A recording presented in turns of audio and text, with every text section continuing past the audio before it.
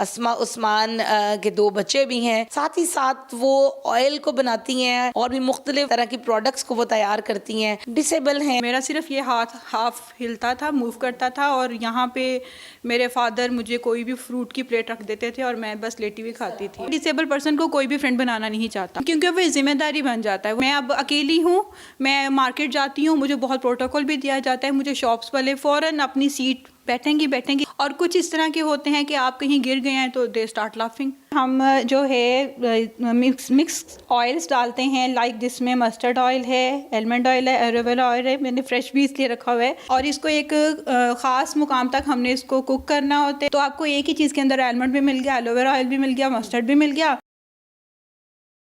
अस्सलाम वालेकुम नाज़रीन, टुडे डिजिटल के साथ मैं हूं आपकी मेज़बान आमना उस्मान। नाज़रीन, स्पेशल पर्सन के लिए नौकरियां मिलना बहुत मुश्किल होता है, लेकिन बाज़ ऐसी ख़वातीन भी हैं जो कि स्पेशल होने के बावजूद भी बहुत अच्छे तरीके से पैसा अर्न भी कर रही हैं, साथ ही साथ वो अपने घर को बहुत अच्छा सा मैनेज करती हैं और अपनी ज़िंदगी को भी। आज मेरे साथ एक ऐसी खातून मौजूद हैं जिनका नाम है अस्मा उस्मान। अस्मा उस्मान के 2 बच्चे भी हैं, साथ ही साथ वो ऑयल को बनाती हैं और भी मुख्तलिफ तरह की प्रोडक्ट्स को वो तैयार करती हैं। डिसेबल हैं, लेकिन उन्होंने अपनी डिसेबिलिटी को कभी भी अपने रास्ते की दीवार नहीं बनने दिया। मेरे साथ इस वक्त मौजूद हैं, इनसे बात करते हैं और जानते हैं कि ज़िंदगी में इतनी पॉजिटिविटी कहाँ से आई है। अच्छा अस्मा, मुझे ये बताएं, सबसे पहले जो आपको डिसेबिलिटी की प्रॉब्लम है, इस बीमारी को क्या कहते हैं? इस बीमारी को हम जीबी सिंड्रोम कहते हैं। अच्छा। और ये मुझे 1993 में डायग्नोज हुई थी, और बस उस टाइम में कुछ डॉक्टर्स को मतलब पता नहीं चल सका क्योंकि इतना मॉडर्न हमारा एरा नहीं था वो वाला, और कुछ मेरी अपनी भी थी कि पेरेंट्स से बात हमने नहीं बताई, और वो 1-2 दिन हमारे इस तरह वेस्ट हो गए। उसके बाद तो हुआ क्या था कि बुखार या कुछ इस तरह की चीज़? मुझे टेम्परेचर हुआ था, और लाइक जिस तरह आम 100 और इस तरह होता है। अब ये कि मैं पंखे के नीचे लेट गई।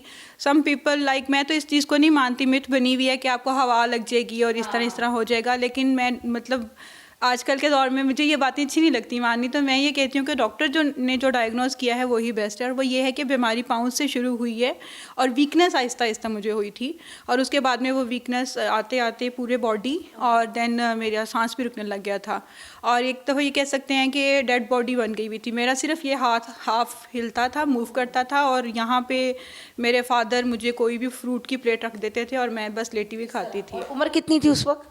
मैं 8.5 साल की थी। बचपन में बड़ी प्रॉब्लम्स हुई होंगी, स्कूल जाते हुए, वैन पे चढ़ते हुए, क्या करती थी? हाँ जी, प्रॉब्लम्स तो बहुत रही हैं, और मुझे अच्छी तरह याद है जब मैं 3 क्लास में थी तो मुझे मेरी कज़न्स हैं, उन्होंने यहाँ से और यहाँ से पकड़ के क्लास में जाके बैठाया था, और मैंने 3 के एग्ज़ाम जो है वो मैंने क्लियर किया था। 4 में मैं शेख ज़ैद गई हूँ, 5-3 ऑलमोस्ट 3 to 4 ईयर्स डायरेक्ट मैं शेख ज़ैद ही गई हूँ। शेख ज़ैद हॉस्पिटल में भी वो जो कह लें स्टाफ, वो फिर पेशेंट कम और एक और तरीके से देखना शुरू हो गए हुए थे, जिसकी वजह से मेरी जो राय है वो डॉक्टर्स के या फिर वो जो उनके अटेंडेंट होते हैं उनके लिए। हाँ जी। हॉस्पिटल में एक किस्सा मशहूर हुआ कि आप वहाँ पर थी और कोई लेटर देने का काम कर रही थी, वो क्या था? हाँ जी, वो इस तरह था कि मैंने वही जिक्र किया कि मैं बच्ची थी, मुझे तो नहीं पता था, लेकिन कोई वहाँ पे पेशेंट के साथ में उनके अटेंडेंट आते थे और एक और पेशेंट के साथ में उनकी अटेंडेंट आती थी। उन्होंने आपस में मेरे थ्रू, और डॉक्टर्स ने भी आपस में मेरे थ्रू, जो एक दूसरे को लव लेटर्स पहुँचाते थे। मतलब ये चीज़ें भी चल रही होती हैं? और हाँ जी, सब कुछ चल रहा होता है, और मुझे तो इस चीज़ का आइडिया नहीं होता था कि ये क्या है। और मुझे अच्छी तरह याद है, एक अच्छा खासा थप्पड़ पड़ा था मुझे मेरे ग्रैंडफादर से, क्योंकि मुझे नहीं पता था कि मैंने कोई गलत काम कर चुकी हुई हूँ। तो ये चीज़ें अभी भी मेरे माइंड में हैं और हर्ट करती हैं। आपको पता है, डिसेबल पर्सन को कोई भी फ्रेंड बनाना नहीं चाहता क्योंकि वो जिम्मेदारी बन जाता है, वो एक बोझ बन जाता है, वो आपके ऊपर एक अजीब सा होता है। फिर भी काफ़ी मुश्किलात का सामना रहा, और उसमें जो हमारे वैन वाले अंकल थे वो भी अपना बस उन्होंने भी जो कर सकते थे वो उन्होंने किया, और फिर एक दफ़ा ये कह दिया कि जंप कर दें। अब मैं जंप कर दो, तो मतलब क्या किया फिर? जंप कैसे किया? मैंने जंप तो कर दिया, मैं उनको बोल रही हूँ, इशारे कर रही हूँ। वो विंडो, छोटी सी खिड़की, पहले जो वैन ओपन वैन होती थी ना, वो वाली थी, खिड़की में से इशारे करके कह रहे हैं उतरो, मेरी वैन रुक नहीं सकती, मेरी वैन यहाँ रुक गई तो मैं जो ख़राब हुई हुई है मैं आगे नहीं ले जा सकता। मेरी सिस्टर ने जंप किया, और सिस्टर के साथ जब मैंने जंप करने लगी हूँ तो जंप तो मैंने चलो कर दिया, मैंने अपनी जो मुट्ठी थी ना वो नहीं खोली, और वो मैं वैन के साथ साथ ऐसे ही चलती ही चली गई। फिर मुझे रियलाइज़ हुआ कि मैं अपने हाथ छोड़ दूँ, और वो जख्म आए बहुत ज़्यादा? हाँ जी, ज़ख्म लाइक जो दिल पे ज़ख्म आए वो, और वो रुका नहीं, वो फिर स्टिल चला गया। क्या कहना चाहेंगी ऐसे लोगों के लिए जो इस कदर बेहिसी का मुजाहरा करते हैं? बस इस तरह हमें अगर स्पेशल लाइक कुछ हमारे टाइम इस तरह चल रहा है कि कुछ लोग हमें स्पेशल बोलते हैं और कुछ लोग स्पेशल समझते भी हैं, ठीक है, लेकिन इस टाइमिंग में हम कुछ नहीं कह सकते। मैं अब अकेली हूँ, मैं मार्केट जाती हूँ, मुझे बहुत प्रोटोकॉल भी दिया जाता है, मुझे शॉप्स वाले फ़ौरन अपनी सीट बैठेंगी, और कुछ इस तरह के होते हैं कि आप कहीं गिर गए हैं तो दे स्टार्ट लाफिंग। और सबसे बुरी बात मुझे अच्छी तरह याद है, मैं शेख ज़ैद में जाती होती थी अपने ट्रीटमेंट के लिए, तो पीपल लुक एट मी, कितनी प्यारी है, और ये देखो ना बेचारी के साथ ये क्या हो गया।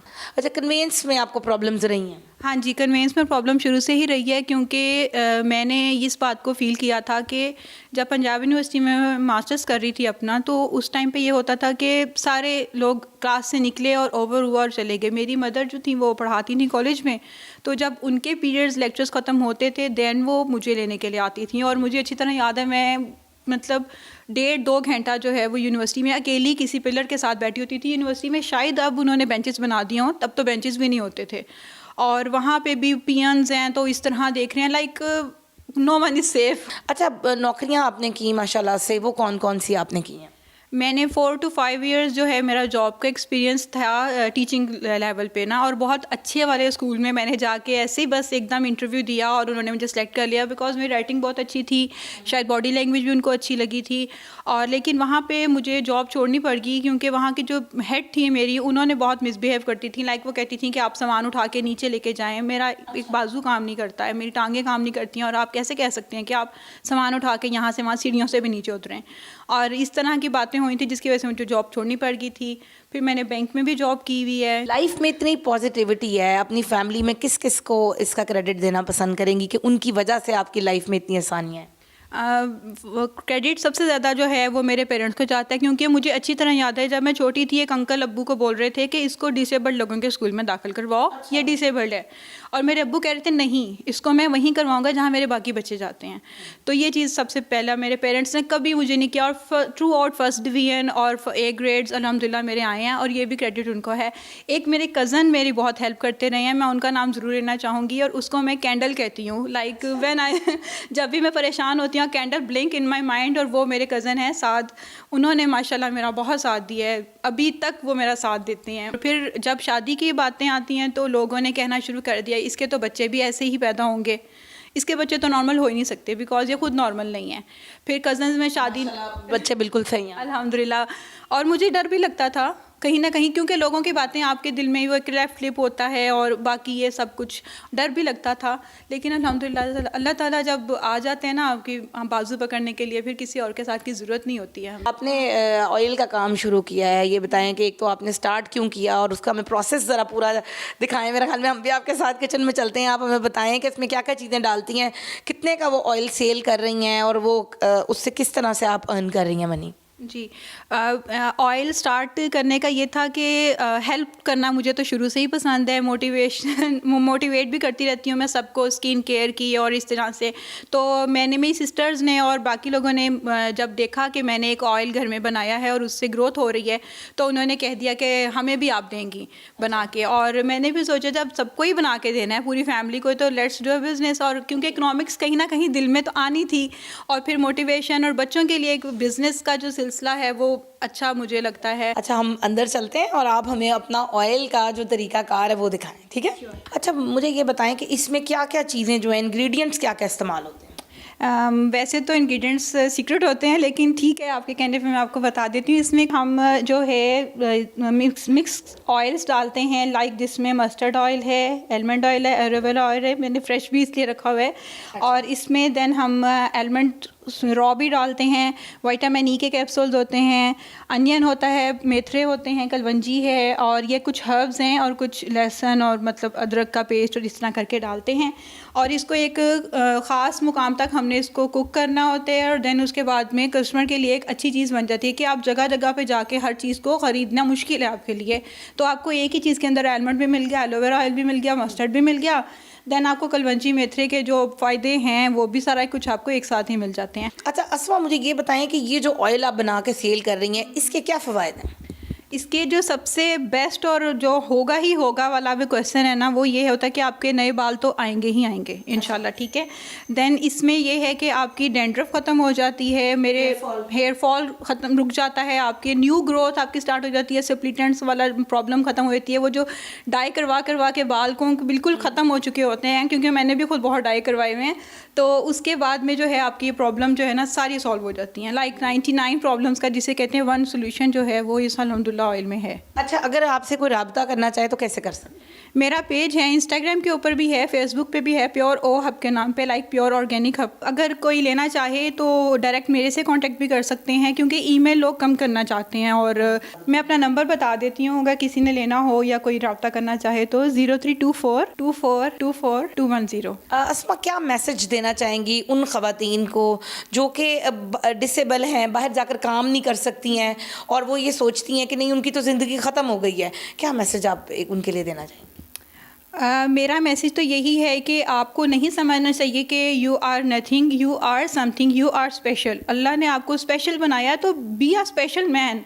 आप ये ना समझें अपने आप को कि आपकी चीज़ें की कमी होगी। और मैं अपने लिए ये समझती हूँ कि अगर अल्लाह ताला ने मेरे से कुछ सलाहियतें ली हैं तो कुछ मुझे सलाहियतें दी भी हैं। बहुत अच्छी बात की अस्मा ने, और उन्होंने ये कहा है कि जो ख़वातीन डिसेबल हैं और उनके लिए कारोबार के अगर मौक़े बाहर जाकर करने के नहीं हैं या वो मुलाजमत नहीं कर सकती हैं तो उन्हें चाहिए कि वो घर से ही घरेलू सनतों को फ़रोग़ दें, छोटे छोटे बिज़नेस करके, और इस तरह से हैंडमेड जैसे ऑयल बना लिया या आप कोई ऑनलाइन काम कर लें तो इस के ज़रिए से भी आप अपने आप को एम्पावर कर सकती हैं। कमेंट सेक्शन में ज़रूर बताइएगा कि अस्मा की आपको सबसे अच्छी बात कौन सी लगी है। अगले प्रोग्राम तक के लिए अपनी होस्ट आमना उस्मान को दीजिए इजाज़त। अल्लाह हाफ़िज़।